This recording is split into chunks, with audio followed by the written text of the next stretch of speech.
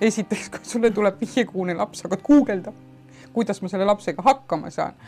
Ja tegelikult on päris raske harjuda uuesti päris pisikese beebiga, aga praegu ma ei kahetse seda otsust. Ma päriselt ei kahetse, see on nii äge. See on nii äge.